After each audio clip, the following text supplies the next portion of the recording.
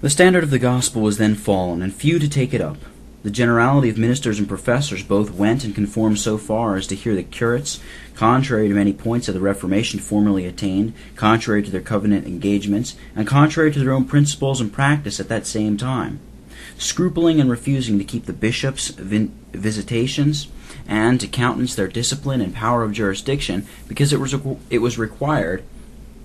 as a testification of their acknowledgment of and compliance with the present government, and yet not scrupling to countenance their doctrine and usurped power of order required also by the same law, as the same test of the same compliance and submission. It's strange that some yet do plead for persisting in that same compliance after all the bitter consequence of it.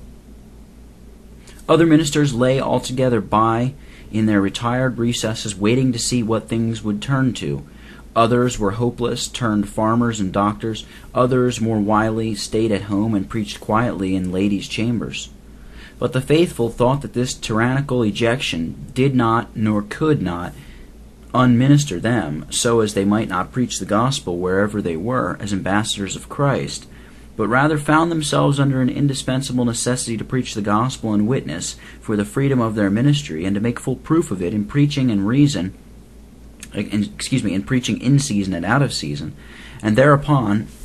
as occasion offered, preach to all such as were willing to hear, but at first only in private houses, and that for the most part at such times when sermons in public surceased, a surplus of caution. But afterwards, finding so great difficulties and persecutions for their house meetings, where they were so easily entrapped, were constrained at last to keep their meetings in the fields, without shelter from cold, wind, snow, or rain, where, testifying both practically and particularly against these usurpations on their master's prerogatives, and witnessing for their ministerial freedom contrary to all law interdictions, without any licenses or indulgences from the usurper, but holding their ministry from Jesus Christ alone, both as to the office and exercise thereof, they had so much of their master's countenance and success in their labors, that they valued neither hazards nor hardships, neither the contempt of pretended friends, nor the laws, nor threatenings of enemies, adjudging the penalty of death itself to preachers at field conventicles, as they called them. Now, having thus overturned the church government by introducing prelacy to advance an absolute supremacy, the effects whereof were either the corruption or persecution of all the ministry, encouragement of profanity and wickedness, the increase and advancement of popery, superstition, and error, cruel impositions on the conscience, and oppressions for conscience' sake, by the practices of cruel super-Spanish inquisitions, and all manner of outcries of outrageous violence and villainy. The king proceeds in his design to pervert and evert the well-modeled and moderated constitution of the state government also, by introducing and advancing an arbitrary tyranny, the effects whereof were an absolute emancipation of lives and liberties and estates unto his lust and pleasure, and utter subversion of laws, and absolute impoverishing of the people. For effectuating this, he first procures a lasting imposition of intolerable subsidies and taxations to impoverish, that he might the more easily enslave the nation. Next, a further recognizance of his prerogative in a subjection of persons, fortunes, and whole strength of the kingdom to his absolute arbitrament, quote, in a levy of militia of 20,000 footmen and 2,000 horsemen, sufficiently armed with 40 days' provision, to be ready upon the king's call to march to any part of his dominions, for opposing whatever invasion or insurrection, or for any other service, unquote. The first sproutings of tyranny were cherished by the cheerful and stupid submission generally yielded to these exorbitancies, under which they who suffered most were inwardly malcontents. But there was no opposition to them by word or action, but on the contrary, generally people did not so much as scruple sending out or going out as militiamen, never averting unto what this concurrence was designed and demanded and given for, nor what an ascension it was in the nature and influence of the mean itself, and in the sense and intention of the requirers unto a confederacy for a compliance with and a confirmation and strengthening of arbitrary tyranny. After the fundamental constitutions of both church and state are thus raised and rooted up, to confirm this absolute power, he contrived to frame all inferior magistrates according to his mold,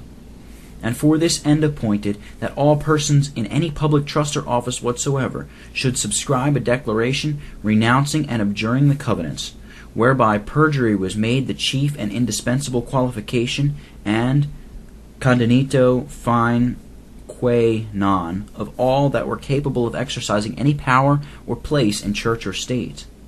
But finding this not yet sufficient security for this unsettled settlement,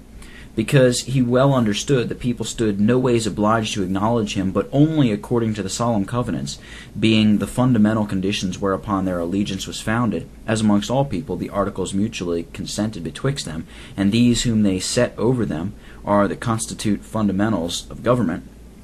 and well knowing that he and his associates, by violating these conditions, had loosed the people from all subjection to him, or any deriving power from him, whereby the people might justly plead that since he had kept no condition, they were not now obliged to him.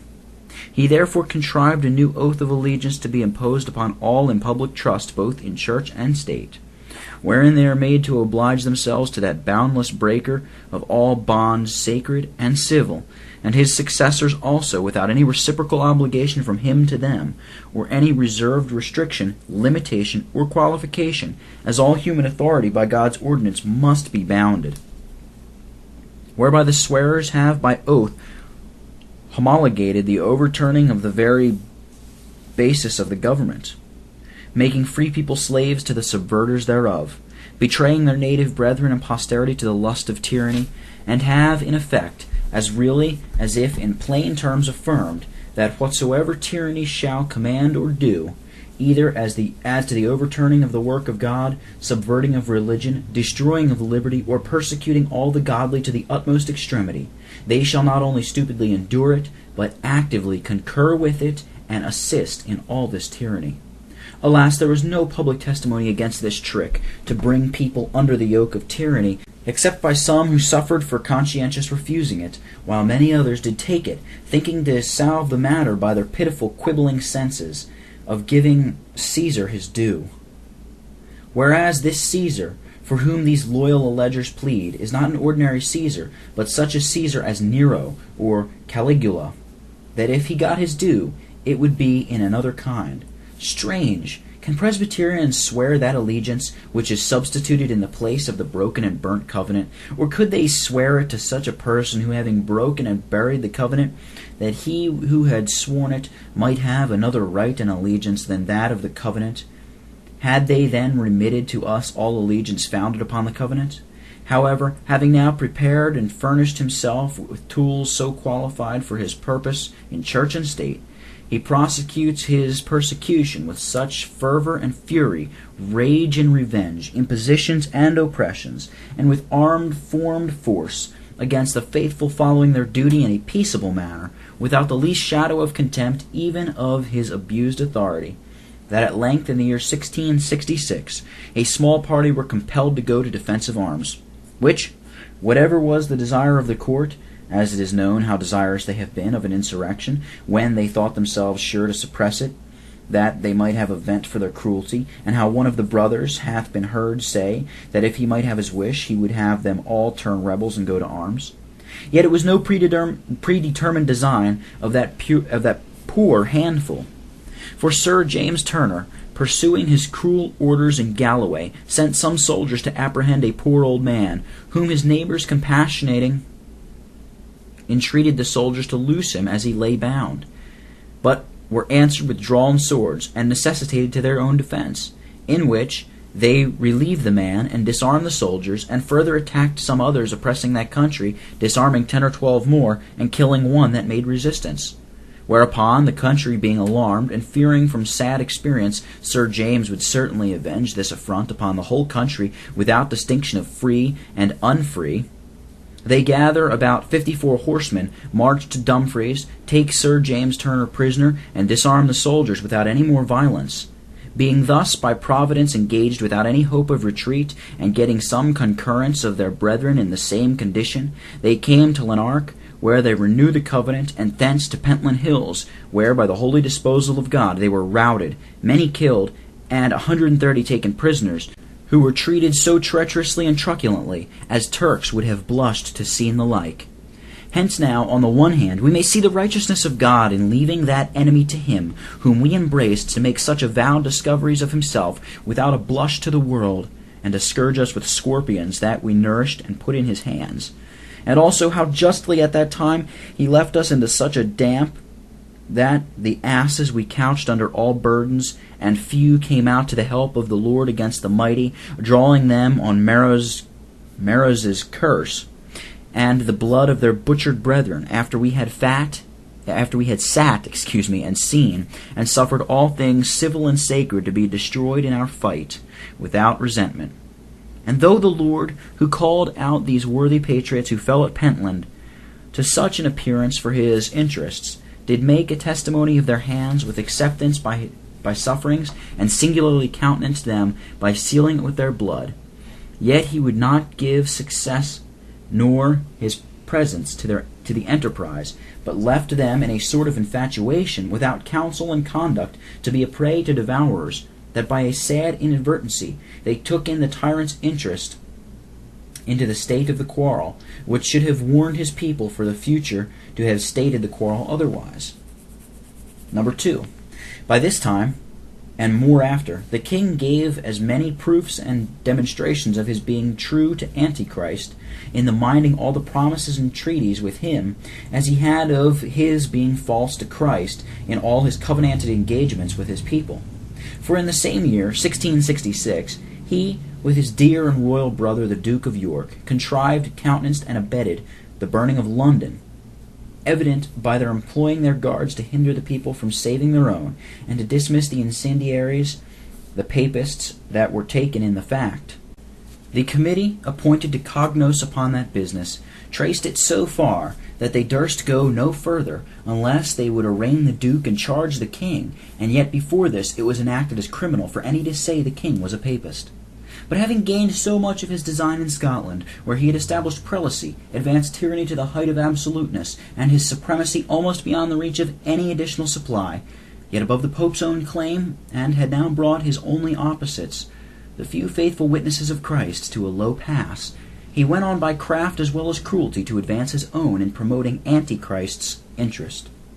And therefore, having gotten the supremacy devolved upon him by law, for which also he had the Pope's dispensation to take it to himself for the time, under promise to restore and surrender it to him as soon as he could obtain his end by it, as the other brother succeeding hath now done, he would now exert that usurped power and work by ensnaring policy to effectuate the end which he could not do by other means. Therefore, seeing he was not able to suppress the meetings of the Lord's people for gospel ordinances in house and fields, but that the more he labored by violent courses, the greater and more frequently they grew, he fell upon a more crafty device, not only to overthrow the gospel and suppress the meetings, but to break the faithful and to divide between the madcap and the moderate fanatics, as they phrased it, that he might the more easily destroy both, to confirm the usurpation, and to settle people in a sinful silence and stupid submission to all the encroachments made upon Christ's prerogatives, and more effectually to overturn what remained of the work of God. And knowing that nothing could more fortify the supremacy than ministers homologating and acknowledging it, therefore he offered the first indulgence in the year 1669, signifying in a letter dated that year June 7th, his gracious pleasure was, quote, to appoint so many of the outed ministers as have lived peaceably and orderly to return to preach and exercise other functions of the ministry in the parish churches where they formerly served, provided they were vacant, and to allow patrons to present to other vacant churches such others of them as the council should approve, and that all who are so indulged be enjoined to keep presbyteries, and the refusers to be confined within the bounds of their parishes, and that they be enjoined not to admit any of their neighbor parishes unto their communions, nor baptize their children, nor marry any of them, without the allowance of the minister of the parish. And if they countenance the people, deserting their own parishes, they are to be silenced for shorter or longer time, or altogether turned out as the council shall see cause. And upon complaint made and verified of any seditious discourse or expressions in the pulpit, uttered by any of the ministers, they are immediately to be turned out, and further punished according to the law. And seeing by these orders, all pretenses for conventicles were taken away. If any should be found hereafter to preach without authority or to keep conventicles, his pleasure is to proceed with all severity against them, as seditious persons and condemners of authority." Unquote.